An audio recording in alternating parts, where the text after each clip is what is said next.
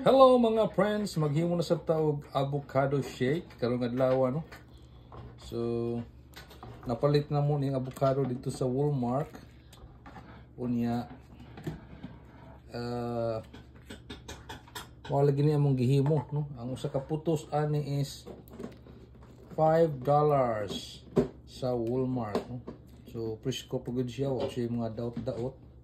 So samtang wa pa siya malata, amo na siyang gi-shake para sa amo ang siragana karong paniudto.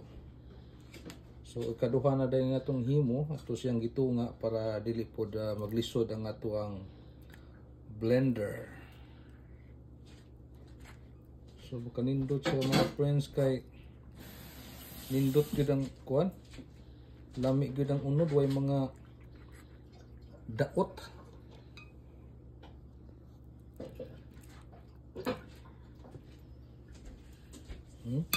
Bisa kayo. Presid kayo ba?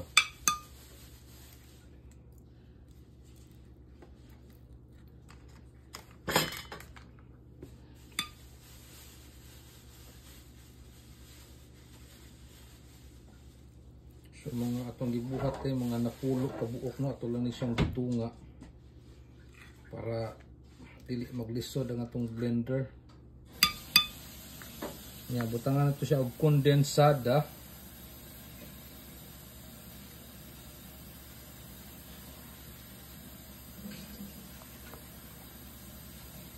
Karang dili kayo tamping, sakto-sakto lang kay aron dili ta ma-diabetic. Nya mga friends, ato pong butangan diri og scoop sa ato ang vanilla ice cream para dugang pud pang palasa.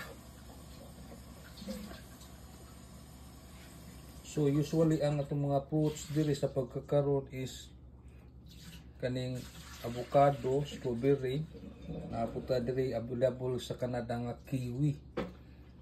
Ang mangga naa siya pero dili pa gyud kayo tanto no, kay gikan pa man sa winter, ambot ka pud og gikan pa gyud ni sa Canada, murag import po ni siya.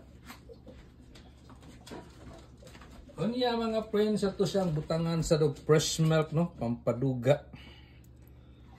Pampaduga mga friends kay naay nagatas. So gamay naman ato na lang ning ihurot para lami kayong laut-laut ba. Nya kanini mga plastic mga friends tinipress ato ang ato nang ilabay diri ato ning tigumon kay napoy gapalit ani mga recycle materials no, natay mga pabrika diri nga nagapalit ni sila. So mga friends, ato na ning blenderon kay murag lami-lami naman. So diri ta mag-blender.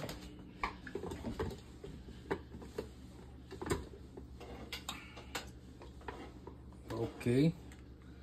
Ato sa ning ilak mga friends, karon dili magpugsit-pugsit.